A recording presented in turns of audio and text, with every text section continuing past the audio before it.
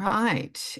And so basically what I'm planning to cover today is the big new features, but I'll kind of point out some little ones along the way as I encounter them. But mostly I'm going to focus on the saved card feature, which is a Stripe only feature at this point. And we'll see about rolling that out for other gateways as well. And we're also going to talk about transferring travelers between trips and doing refunds via Stripe or your gateway. So those are the three major topics that I'm going to cover today. So I'm just going to go ahead and jump in. So let's see. We're going to start really from the traveler's perspective. So I always feel like it's good to kind of ground ourselves in like, what is the experience that your customers are going to have? And so this is all being done in our testing environment because I have to use fake credit cards. So please don't go to these URLs. But yeah, so this is the booking flow, the checkout flow, which hopefully a lot of people are using these days. And those of you who don't already have access to this, definitely check out the ability to do variable occupancy on a package.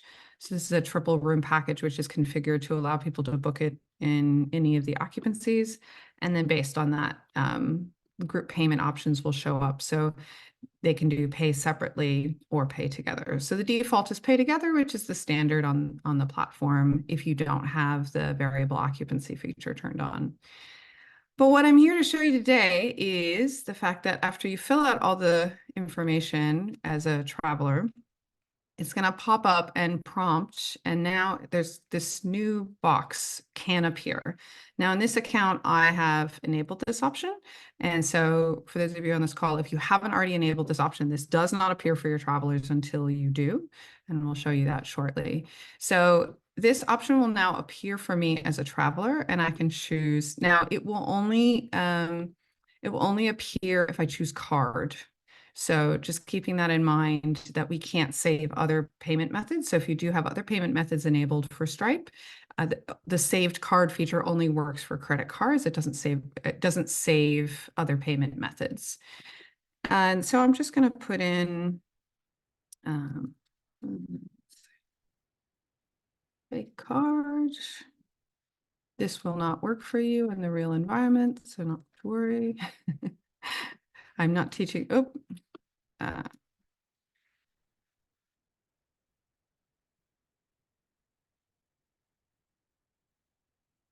And we're going to click that save card button. Oh, sorry, I picked the wrong option there. So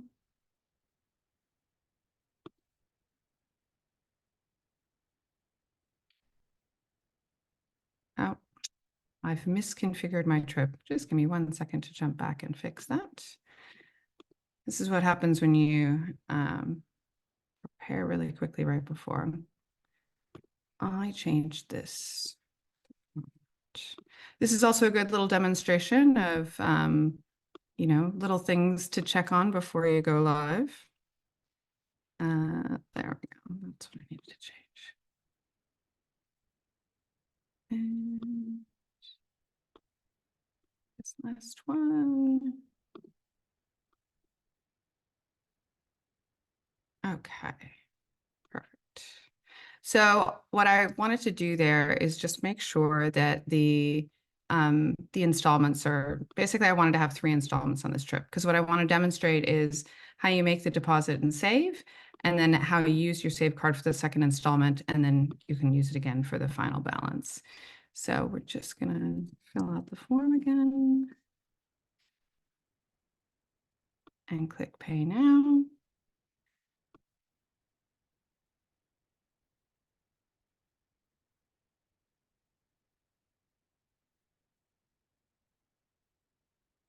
Okay, so now we're going to pay our deposit at $505. So that's with the credit card fee. And you'll see here it says it's still pending via Stripe, but that clears really quickly. So in case you guys have never seen that before, that's just the new way that Stripe works, because different payment methods take different amounts of time. Like Zip Pay might take longer, or a bank transfer might take longer. So it might sit there in that pending state for a little bit longer than it just did. But usually with credit cards, it happens really, really quickly, and quite often the user doesn't even notice. So now you see that I've paid my deposit. And you can see that I now have the option to pay my next installment with my saved card. So that's because I chose to add that saved card. The surcharge still applies. So it's the same surcharge, regardless of whether or not it's saved or entered new. And so they can choose to either use the saved card or pay now, pay by credit card. And now when you click this button, you'll notice another new feature, a little thing that we popped in here. We have had some customers who've gotten a little bit confused sometimes, and potentially because of that pending payment status. And for some reason, they've paid their deposit twice. So we now have this little pop-up that if they attempt to pay again within 20 minutes, it will just say, hey, you recently made a payment. Are you sure you want to make another payment? And they can choose to cancel because they're like, oh, no, I just got confused. Or yes, I really do mean to make another payment. So that's just a little extra change that we made recently. So here you can see this is the option where I get to enter my card new, and then I can choose to save my card again, or I can choose to use my saved card, in which case I just click pay now, and then it says, are you sure? Because it's just one more confirmation, because you don't have to enter your card in this case, right? So very convenient. However, you do want to confirm that they actually meant to do that. And it will have the name of the trip in there as well. So now I have successfully made 2 payments on that card.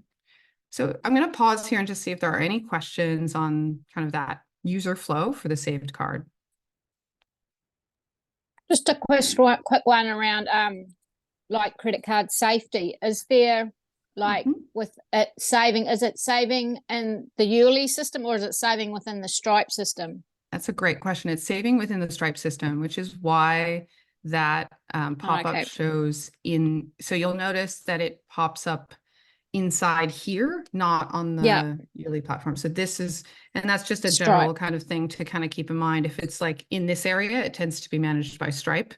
But it's a great question. And that's actually something I will jump into the consent text to show you how you can actually configure that. We debated about including text in this default consent text that actually explicitly says where the data is stored. And you may choose to do that if you want to provide that extra comfort for your travelers, to say that the data is not stored with me, it's not stored with you, it's stored with Stripe. Yeah. Like if you feel like that gives them extra comfort.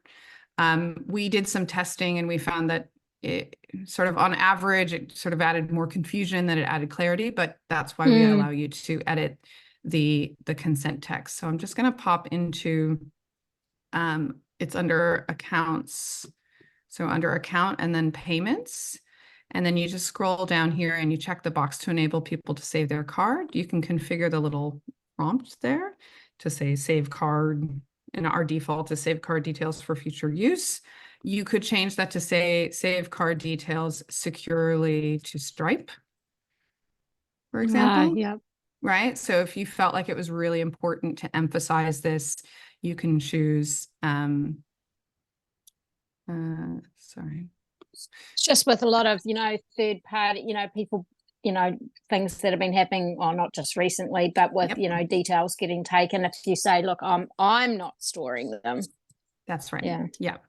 Absolutely. And this is one of the reasons why we felt we should allow you to control this. So please be careful. Obviously, this is, and if you need to, you might want to even check with a lawyer in terms of like the language that you choose to use, if you feel like you need to give yourself a little bit of protection in terms of what they are consenting to. So our default language is you consent to save your card to your account for use on any future trip payment with, and we automatically replace business name with your business's name. You will be prompted to make an account if you don't already have one. You are authorizing business name to charge this card for any overdue payments. So this is something you get to decide. The platform, YouLi, the platform allows, will be allowing, it's not out yet, but we will be allowing you to use the make a charge feature on the back end to charge saved cards. And we are getting permission when we create that saved card in Stripe, we have permission to charge it as a planner. So you as a business will have permission to charge that card. So we added this text in here just to make it clear to the travelers that they are consenting to this. Now, you might have a policy that you don't do this. You might have a policy that, nope, the traveler has to click the button to charge the saved card, in which case you might remove that text because you're not ever going to use it. So that's something to think about when you're considering what you want your consent text to say. And we do support you in, obviously configuring that to be what makes sense for you and your customers. And it might even be worth, just even contacting some of your trusted ones just to sort of check and see like whether or not they would be comfortable with this. And if not, why not? Just to understand what you might need to say here to help them feel more comfortable with that. And just to show you now they do have to make an account on YouLi in order to take advantage of this. And so when they've made the account and charge their card, then they will see this here. Like when they log in, they'll see an I'm attending tab. And so that's the trip, that I just booked into. And then you can see there's a saved cards management here.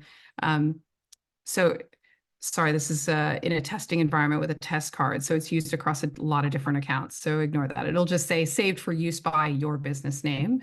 So apologies, in the test environment, it's a bit messy, but it will actually indicate that the card has been saved for which client, or sorry, which business. So for example, a traveler could be booked with multiple YouLi clients, and they can actually save their cards with multiple businesses. And so then they can choose to say, oh, actually, I'm going to delete that. So they're in control of these payment methods here. And they can always come back in here and add a new one here. So they can only have one saved card. Actually, that's interesting. That was 2 saved cards. I'll have to double check on that. But yeah, so generally speaking, on a per trip basis, there's only one saved card at a time. So you'll notice here, like there's not the ability to check which saved card. You can only use the one saved card on this trip. All right. Hopefully I answered your question on that, Gina.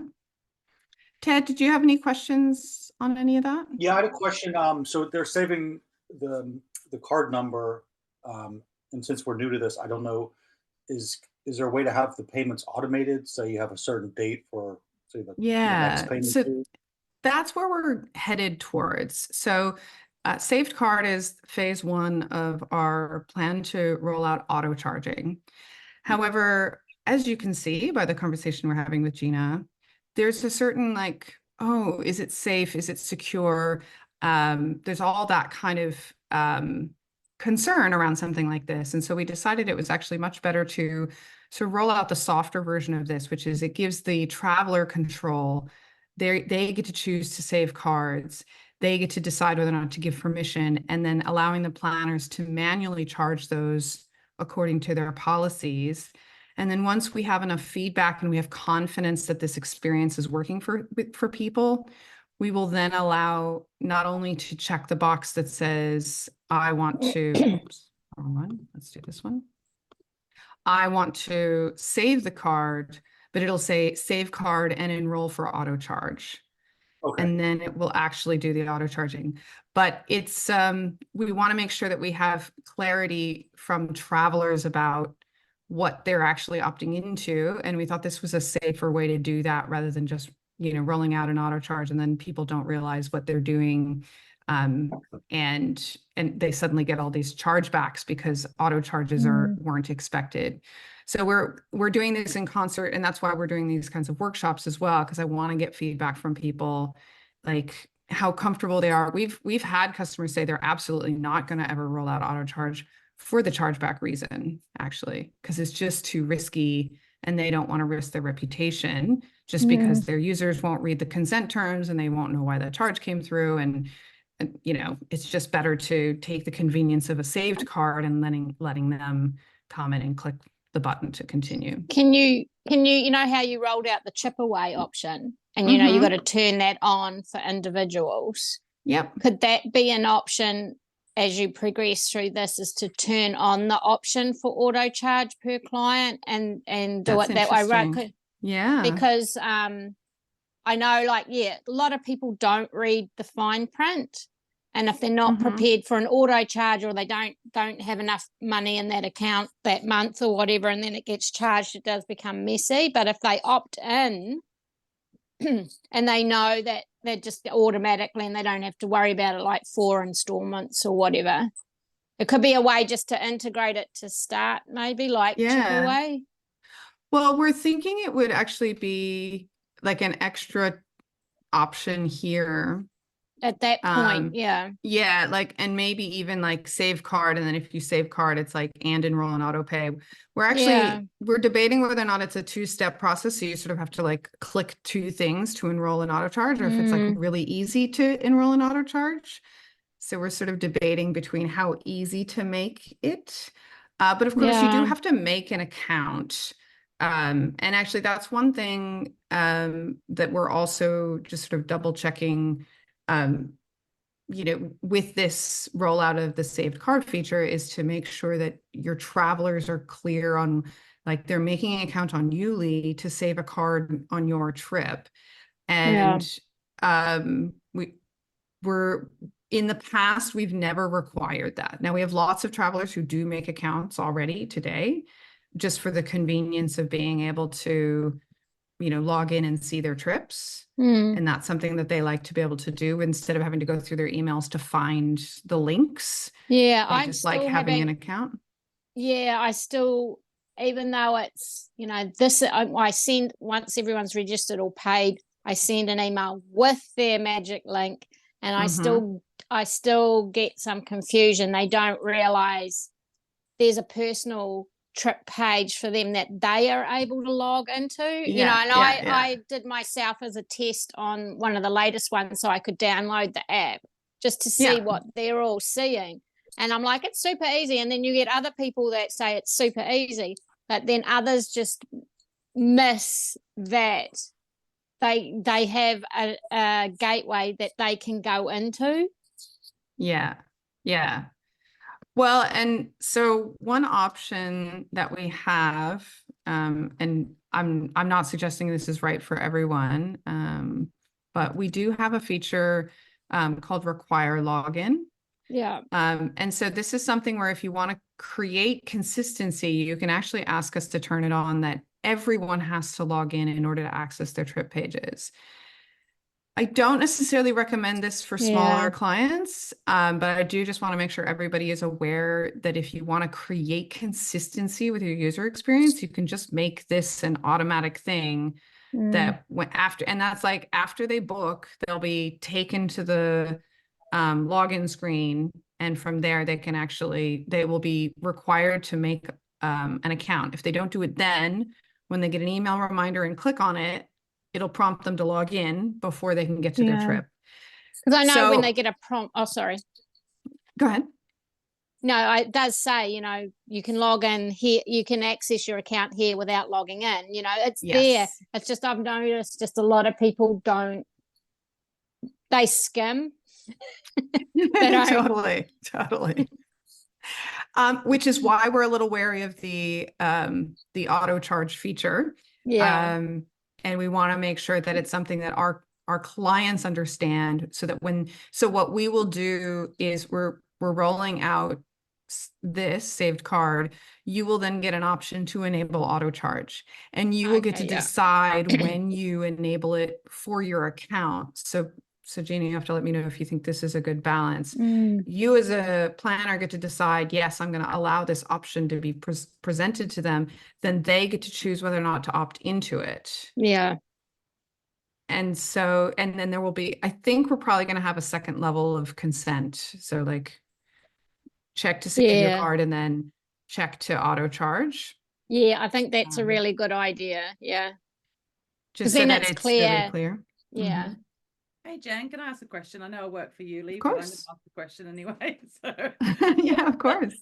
morning, Gina and Ted. Good Hi. to see you both again. Hello. I have a question. So this is with Stripe, but what if I'm a customer that doesn't use Stripe as my payment gateway?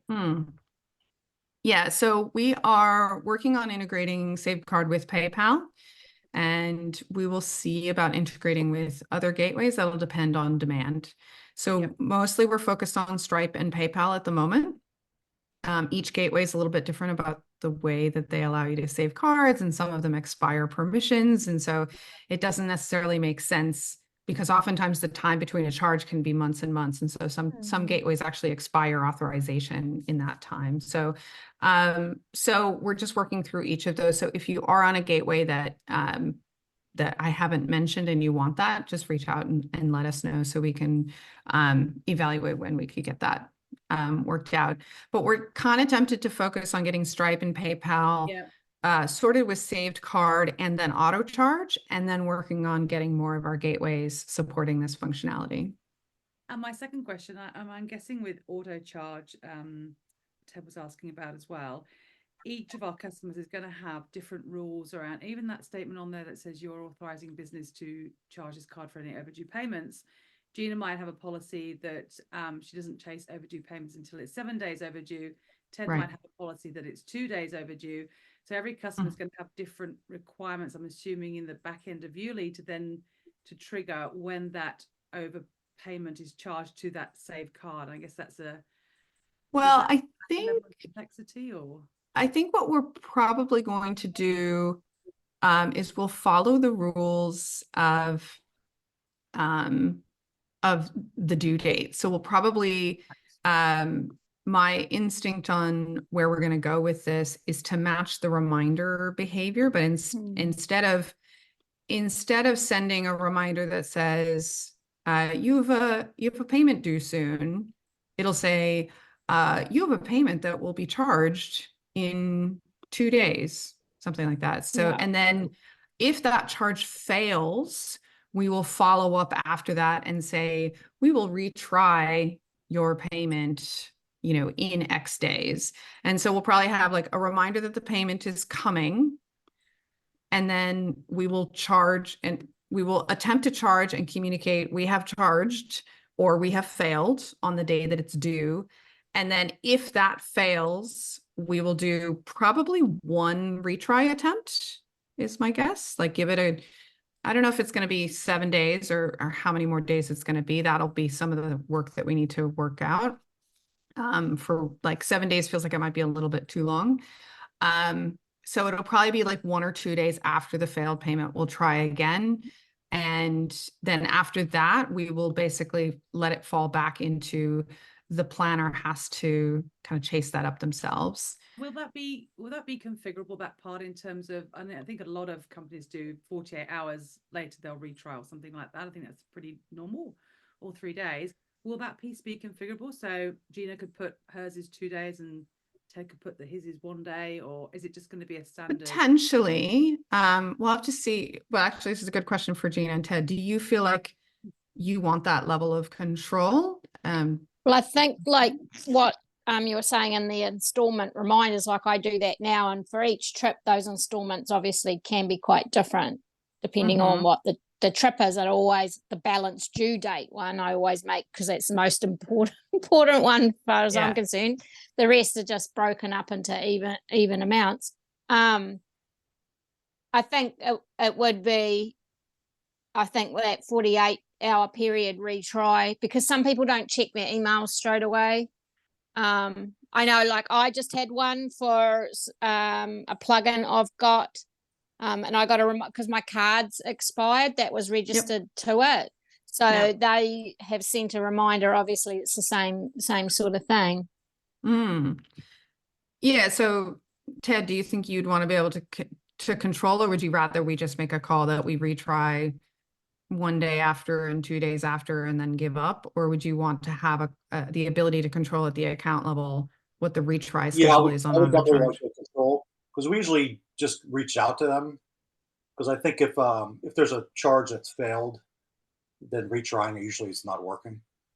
That's what I've seen. So usually it's the credit card spot, the expiration date, has reached, plug that new in. So yeah, usually if it hasn't gone through once, it won't go through. you know. Yeah. At least you have to give them, a few days for them to figure it out, because just trying it again, I don't see that as being, high success rate. Fair enough. Yeah. Okay, well, that's really good feedback on that. And we'll definitely be doing more of these conversations as we're working on those auto charge designs, because as I said, it's a pretty serious feature to roll out, and we don't want to get it wrong. And we want to support you guys in making sure that you are clear on it and your customers are clear on what they're consenting to. So I did just want to jump in to kind of show you the transfer feature, if you guys are happy to kind of move on to that. So has anybody used the transfer feature yet? Is that on for all packages, or is there only certain packages? Yeah, no, it's on for everybody. So I did go to have a look, because I've just had an experience I've got in April, and the guest is transferring to July. I couldn't see where to do it. Yeah. All right. So you click from the trip CRM into the trip board, and then there's this icon here. Okay. Would it make more sense? I'm wondering should we actually add it as an action here? Would you have found that if we added it there? Yeah, because I did the drop down and there's the options there. I didn't go into the trip board. Yeah, so maybe either under here or over here, adding that option. So that's a good suggestion.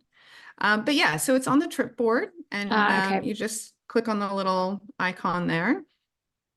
So now Rebecca is booked. So when we go to transfer somebody who's booked, it will actually, it will move all their payments. So I know this is a lot of text to read, but I'm just going to go through this really quickly. So it's a transfer and not a move or a copy, because it does move sometimes and copy sometimes. So a copy of Rebecca's record will remain on the original trip, but it'll remain with a status of transferred. So you can always see, right, Rebecca came in on that Jordan trip, but it'll show as transferred. And a new profile will be made with the current registration status. So if they're invited, if they're registered, if they're booked, even if they're canceled, like whatever, you can technically transfer them in any state, and they'll be added to the selected trip. So you can pick a selected trip here, which for some reason I don't have any to pick. And then it will, it'll attempt to match the trip package, but if it doesn't match, it's going to actually put them on a new package called transferred. So it's just going to move them over, and then you're going to have to go put them on the right package. So that's just so that we can get them moved over, even if there isn't an equivalent package. We do not copy add-ons or optional items. It was just a little too hard to do that matchup. So that's one of the reasons why we left that old copy on the old trip, because then you can just go through, and any add-ons or optional items that you think should be reflected on the new one, you can just manually bring those over. Then we copy go ahead. Yeah, go ahead.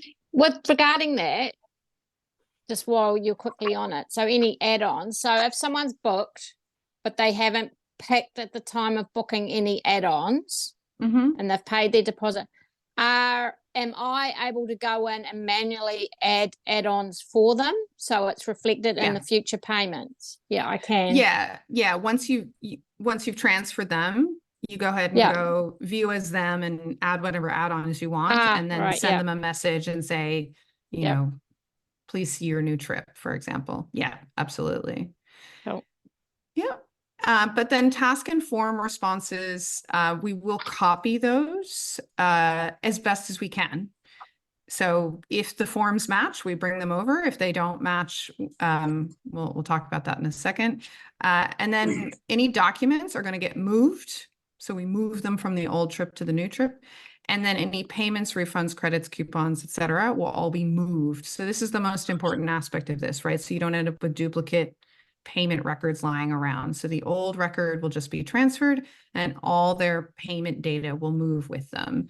All right, I just need to figure out why this isn't letting me pick a trip.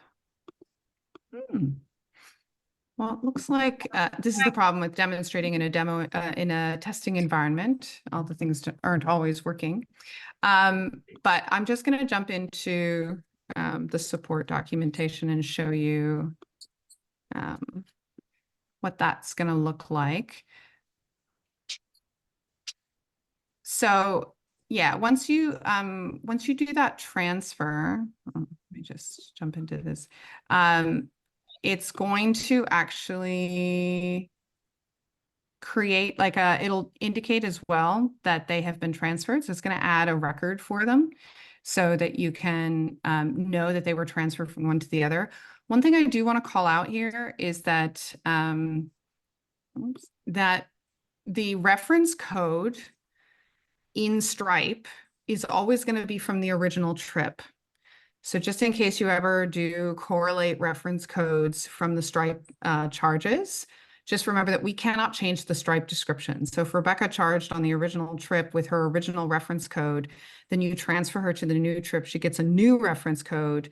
Any new payments will use that new reference code, but the old payments will continue to use the old one. So that's one of the reasons why we record that in this activity log, just so that you can kind of keep track of that in case you need to. But the good news is that now that we've rolled out the saved card feature, as part of that change, we've also made it so that in Stripe, Rebecca is always the same customer. So previously she would have been a different customer and each charge was kind of independent. Now we will attempt to find the existing customer and we will just associate any new payments with the same customer in Stripe. So that should just make it a lot easier to reconcile in there if you ever do need to go into the Stripe dashboard to see that. Any questions on what I just explained there? No, that's a real good one. Because sometimes I have people that want to postpone, but they just want to transfer it to a different date. So it's really good because I've just been doing it manually and starting again in a new one. So if I can do that, it's way easier. Yeah, absolutely. Especially with existing payments. Yeah. Yeah. So it's just under the trip board there. And there will be a button. If you do have a conflict, it'll actually prompt you to say transfer anyway. So it'll say, hey, I'm sorry, I can't transfer this data because the forms don't match. And you can say transfer anyway, and it'll just drop what it cannot match. So for example, if you've changed your registration form and now it has a birth date on it and you didn't before, or sorry, the other way around, like you had birth date before, but now you don't ask for birth date. So like we can't bring birth date over, right? Because there's nowhere to put it. So we'll just drop that data. But you get to choose. You can either say transfer anyway, or you can go fix your form and then transfer. Like if you're like, oh no, I didn't mean to drop birth date, you can go fix that. So sometimes it can also be an indicator that the new trip doesn't have all the correct form fields. So it just depends on the scenario there. So that's the transfer. Ted, did you have any questions on that one? No, we probably wouldn't use that very often, but it's definitely would be very helpful if we had to. So, you know, just I mean, with disruptions around the world, actually, the client that really pushed us does a lot of trips to the Middle East, and so they were like, "We can't do this manually anymore." They just had a wave of cancellation, and they didn't want cancellations; they wanted to transfer them so that they could sort of just, basically. It's kind of a way of managing credits as well. I'm curious to see if people will sort of like, you could even put them on a holding trip, like a credit trip where they just, you just transfer them to hold them until, they're ready to pick another one or something like that. So that's actually another point. It's not a one-time thing. You can transfer them and then transfer them again and then transfer them again. So you can just keep moving them around as much as you need to. Jen, for customers that have tour series enabled, this is a really good feature for them. So if they're running the same tour 10 times a year, 5 days in Italy, whatever it might be, and that person move a date, it's those customers as well that will benefit that use tour series. This in combination with tour series will help them. Yeah, so tour series, for those of you who don't know, is if you have like multiple departure dates for the same destination, right? And so that you can actually have drop down box on your embed card that'll show you like all the dates that are going to the one destination. So if they pick one date, and those are really nice to transfer because it's just a change of date effectively. Yeah. It's also good. So as you can see here, one option is inquire for custom. If they've booked into a group trip, but then change their mind and decide they want a private version, you can always go make their private version of their trip and then transfer them off the group trip onto the private one, or vice versa, right? If they started private, but decide they want to join a group. Yeah, so that's the transfer feature. Really, really helpful to avoid having to do refunds, which is why we really like this feature, because obviously we rather you guys don't have to be refunding people, but of course we know that it does happen. And so this is just looking at the managed payments view on a trip. So I've got about 40 people booked onto this trip. So I've got a bunch of different cases here. And I just wanted to show you guys how our refunds via the gateway work versus manual refunds, just to fully understand. And Gina, you've been on the platform since before we had this feature, so it's good to sort of help you see the new way of doing things. So let's say Katie has actually requested a refund, and you can decide to do a partial refund or a full refund. So we're going to start with the case where you're actually refunding via the gateway. And so, just be sure and read when you're doing refunds. So most refunds don't refund merchant fees. YouLi does not refund booking fees. So keep that in mind if you do choose to refund to your customer the merchant fees from the gateway, which is like the fee you pay Stripe, or if you decide to refund the full amount, which includes, of course, the booking fees that we take, that's a decision that you get to make. But you're not going to be able to collect those back from the platforms, which is, of course, why we do recommend that you do the surcharge and then not refund that amount, right? So you sort of refund the amount minus the surcharge. So yeah, ultimately, it's your decision, right? Do you refund the total amount they paid? Do you exclude your fees? Do you do a partial refund? That's completely your policy and based on the specific situation. So you get to choose how much you refund. We won't let you refund more than the amount that was paid. That's a restriction actually that the gateways put on us. So you cannot put more back onto their card than they paid you. And the refunds can take 3 to 7 days depending on the gateway. So you can take a look to confirm on the Stripe dashboard once you've initiated it, but usually it sort of flows through in a few days. So this is the amount that you're going to refund them. And so this is the total amount that they paid. So we default to the total amount, and then you get to decide how much you refund. You can leave a note that your travelers will not see, and you can choose whether or not that includes an automated confirmation. And if you do send that confirmation, we do put some default text in here of like, this refund is being processed, how much it is, what the original payment date was, and if there's any remaining balance or any information. So whatever you need to put into this, we give you a template and then you can adjust from there. Any comments before I jump on to the next step? Nope. No, Cool. good. So I'm just Thank you. going to refund her 1,000. Let's say she overpaid for some reason. Yeah.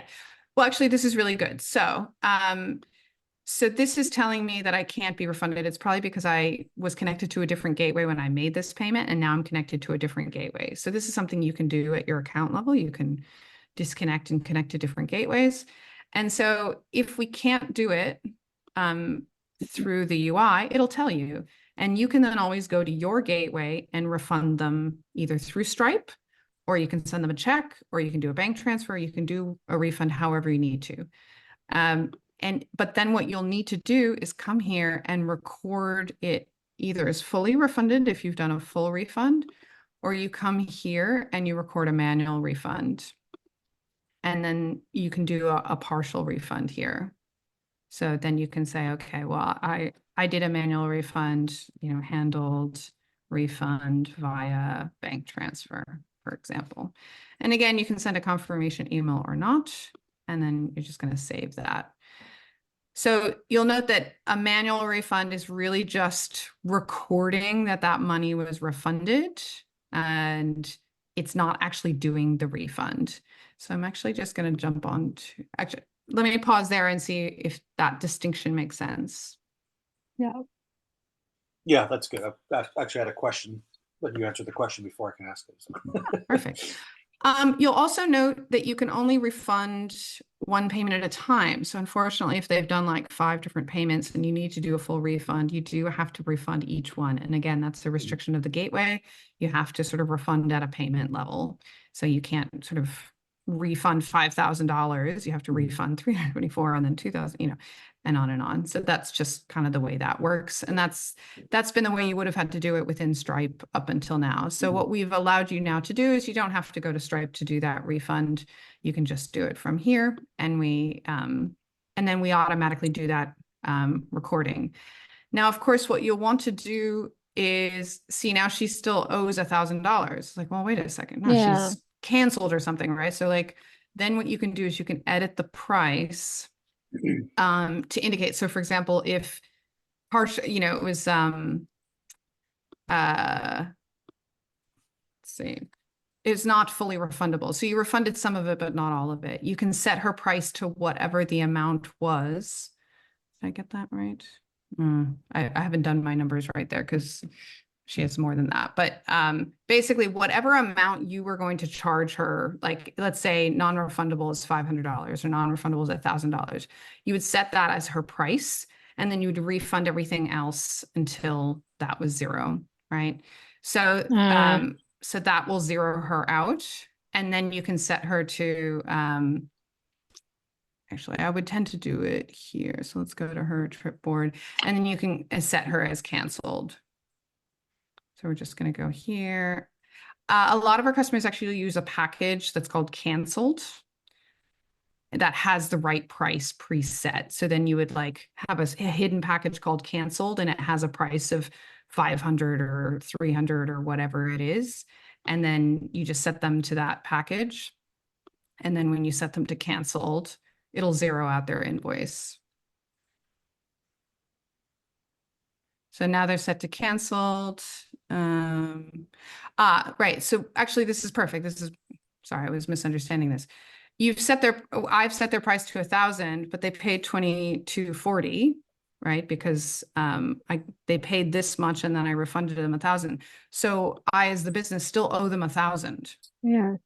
So now I know, okay, great. I need to go and make, I need to go and actually record another manual payment of -1,000. I need to refund final balance, something like that, right?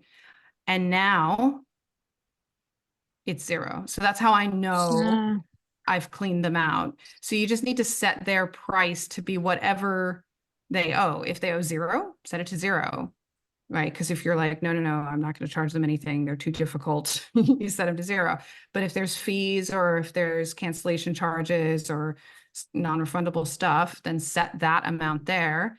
And then whatever this number is, if it's negative, it means you still owe them a refund. And so you just work through that until you've refunded all of that. Because I had that with a guest. She just paid the deposit and then she's had to cancel. So I went in and did the manual refund, but then it still showed that she had even, and I put decline, or cancelled, I can't remember, but it still showed a balance owing. Yeah, exactly. And that's because you need to set the, change her price either on a personalized basis, or create a package that's called canceled no deposit refund or something like that, whatever you want to call that. Because oftentimes people will have a sort of a standard cancellation amount, right? Yeah, exactly. Ted, any questions on that? No, so I'm still, I see this. I still have a lot to learn. So obviously, starting out. But yeah. Well, it's great to have you join. Actually, it's really great. Gina's been with us for years, and Ted, you're just brand new. So I love the balance of perspectives here. Right. Yeah. No, it's good to have because it can be a nightmare when you when you have somebody paid and then you refunded them, and then, you know, if you have to go back, like what in the world? Why do they still owe money, or why do we owe them money? So Yeah. it's good that Yeah. you know, plug that into them to, you know, just everything is clean and clear. Yeah. I must Right. admit, I do when I have to refund, I actually, especially if they're, you know, based in my country, but I actually ask first if I can do a bank transfer. Yes. Reason for just after the pandemic, during the pandemic, I can't remember. I did a couple of refunds, and because I get quite a quick payout in Stripe, I used to, I do Yeah. now. But as soon as I started doing refunds, they did a flag and said, in your industry, we're finding a higher than usual refund policy. Yes. It's going to be now a 2-week payout. Yes. You're right. Yeah. Which is one of the reasons why we do have the sort of the manual Yeah. payment, manual refund. So if you do a negative number here, it's marked as a refund. And so that's why we allow that, because we understand that sometimes you don't want to actually refund it via the gateway. Yeah. I just got to pop but- off, Jen. I've just got to answer a call. I'll be back soon. No worries, Gina. Thanks. Yeah, so I think that's all the stuff that I wanted to make sure to cover. Was there anything, Ted, that you had been hoping I would show? Just a quick question on, since we talked about the payments and that stuff. So like a chargeback on a payment, credit card payment, would that show up on YouLi, or is that, or how does that? No, that'll show up in your Stripe dashboard. Yeah. Okay. So that won't come through. So you'll be notified via Stripe, and that'll be shown in your Stripe dashboard. And then you have to go through, like, Stripe has a whole like UI for kind of responding to disputes. And Right. you know, but you will use the activity feed in YouLi. Let me actually just go to the right, the one with the most recent charge on it. And so you can actually, you know, we have records where it's like, she clicked the pay now button. She agreed to the credit card surcharge. You know, so we have kind of, oh, this account doesn't have consent to terms, but if I had terms turned on, it would actually say, you know, Rebecca agreed to our terms and conditions, and like it'll have a block of text of like what those terms and conditions were. So that'll all be in your activity log, and you will need to use that to submit to Stripe if you do have chargeback issues. Yeah. But yeah, so we keep track of that. And you'll also notice, see where it says user Rebecca.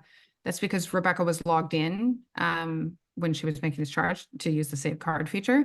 But if you guys did this on her behalf, it would actually say Ted, or, you know, someone from your team, if you were actually clicking view as and doing things as her, it would actually record that. So obviously in that case, you're going to have a hard time with your dispute, because then the system will tell you that actually it wasn't Rebecca doing it. It was, it was your team. Right. But that'll actually tell you as well, like, you know, maybe that is a fair dispute and actually someone in your team made a mistake. Right. And so then you can see that in your logs to go, oh, actually, sorry, we shouldn't have charged that card. And this is, you know, as we get into auto charging, this will become even more important, right? And this is where you will find the logs of the activities, and you'll have to find, like, where did they consent to auto charge? Where, you know, and because Stripe will want to know, like, okay, they consented to auto charge on July 1st, you know, but then the auto charge didn't hit until September. So there's going to be a lot of time between the consent and the charge. So that's where the fun will come with auto charging. Yeah. Yeah, I just got one more thing, and I know this question Ted has already brought up with us, and I just thought, as you're going to share this out as well, Jen, I'd put this out there in terms of something that Ted's requested, and maybe Gina's got some feedback regarding deposits versus installments.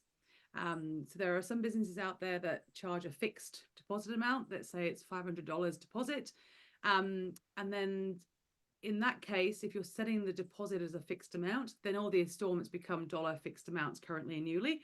Ted has requested, would it be possible to have that fixed dollar amount at the start, but then have the installments as percentages after? So it'd be really interesting. I have been reaching out to different customers to see whether that is something that they need and would be of value to them in terms of how they take payments. Be interesting to get your perspective as well, Gina, because I know you've used this for a long time. Yeah, Let's come up with. I think Yeah, I think where that comes in with me, if they choose the chip away option, because when they do that, then those installments change for them. So like I had one lady, she was literally doing $20 a week, you know, so they choose what installment they're making with that chip away option. Like I have a set deposit that has to happen. There's no, you know, that's just part of, you know, many companies, you have your set deposit. The installments, then yeah, I break down depending on the trip cost. You know, if it's in the thousands, you know, I try to break that down and maybe into $500 installments to make it easy to, and then but then that is relative, and I suppose this is where it comes to percentage, the lead-in time to your trip. If your lead-in time's months and months or even a year, there's lots of time to have those installments. But if your lead-in time's shorter, maybe that's where that percentage thing may come in as an option. I don't know, but that's why I like that the chip away feature. If they do pick that, then they can set that, as long as then I have the balance due one, the date in there for whatever that is. Yeah, so you set the date as say being you have to be fully paid within 90 days of the trip start. Yeah. Yeah. But you allow, and I like most of them I've got, like I think for the Bali one, they pay the deposit, and then they have 2 installments and then the balance. And then the ones that have the chip away, you know, there's that, like I said, there was one girl that was paying $75 a week, one girl, that lady that was paying $20 a week. So they can choose, and obviously again that's a lead-in time if they can divide it up into 13 installments that suit them. So do you do a fixed deposit or a percentage deposit? Fixed deposit, because I need a fixed. fixed deposit, because, and I know a lot of retreat people or people who are hiring accommodation, that's sort of set in stone because they've got to pay in advance for that item. So say, I know that's common practice. So if you're paying for your accommodation, usually their deposit's supposed to cover, as the host, your accommodation side of it, or your lead-in costs. So yes, that's always fixed, the deposit. Have you explored the pretty percentages, the round up to the nearest number? So no. So you can do a percentage, but then kind of like you can round it. And Is this for a deposit? Yeah, so for deposits, you could do a 5 or 10% deposit or something like that and round it to the nearest 50. It'll often come to about the same as you might do if you did a fix like 500. But then it can be, but it'll be just a little bit more if it's like a bigger package or something like that. Yeah. So that's a way to kind of take advantage of percentages for the rest of it, but still having kind of it won't be identical across all your packages, but it can be really close. Like if they're all within, a like $500 or $1,000 of each other, then you can get a number, like you can round. Typically if you round to 50 or round to the nearest 100. So if like, I'll do simple math, like if it's a $2,000 trip and it's a $2,200 trip and you do 10% deposit, that would be 220. Yeah. But if you round to the nearest 100, that's actually 200. Yeah. I think the challenge is, Jen, with that as well, is sometimes if you've got packages where, for example, it's with a flight or without a flight, the price difference is significant. So that's where that little pretty doesn't work very well. Yeah, and that's I think true. too, just some. Oh, sorry, Ted. You go. Yeah, just a quick question, because you said it would round down, and then, but here it says percentage round up to the nearest number. Oh, does it round down or only up? A really good question. Please hold. Didn't you build that feature, Jim? Yeah, I'm sorry. Well, I'm so glad I wrote the right documentation. I apologize. It does round up. I'm super sorry. I should know. Yeah. I'm glad you're reading.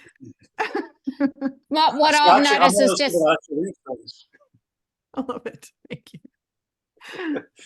Sorry, Gina. People just like to see clear amounts, and I think when it starts to get them in percentages, so like when they see like on their invoice deposit X, installment 1 X, installment 2 Y, you know, it's a clear instead of percentages, just from my guess anyway. Yeah, and so if you were allowed to make your deposit fixed, but then have your installments percentage after that, would you use that, or does it not matter for you? No, I think the chip away, for me, the chip away option, unless they're doing a bank transfer, and if they're doing a bank transfer, they just click bank transfer and whatever amount they Yeah. want to pay anyway. So at the moment, Yeah. for me, having that chip away and the bank transfer option, or, you know, it sort of covers the two, credit card and direct. Because you're setting dates anyway. You've got all those installment reminders, so they have to Yeah. pay X amount by a certain date and the final Yeah. amount by a certain date. So you're not risking not receiving the money by the dates that you need for your suppliers by using chip away. You're using it that way, but you're still having the reminders in. Yes. Yeah. Yeah. Cool. So this reminds me of a couple of little features that I just want to highlight here. You can actually turn on the requirement that on deposit only allow payment via your credit card gateway. So that means that you can make sure, like you can offer bank transfer for follow-up for like chip away and installments and balance due, but the deposit, you require that they put a credit card down. So that's just a little feature that we kind of quietly rolled out. So you may not know that's actually hiding under the payments configuration. Okay. So that's worth considering if you like having the no fee payment options, but you prefer not to offer that when they're making their booking. You can check that box. And this is a little random feature. We do also do what are called catch-up payments. So if somebody books in late, they'll come in and see like that they have to pay all their catch-up payments, right? Because they have to pay if their deposit's past due and the first and second installment are past due, all of that will be prompted to be paid immediately. By default, we actually also include any payments that are due 7 days from now. So we assume like, hey, if you're here, we might as well get that money. It's going to be due in 7 days. But we've had clients for whom they needed to exclude payments that are not yet due. They're due soon, but they're not yet due.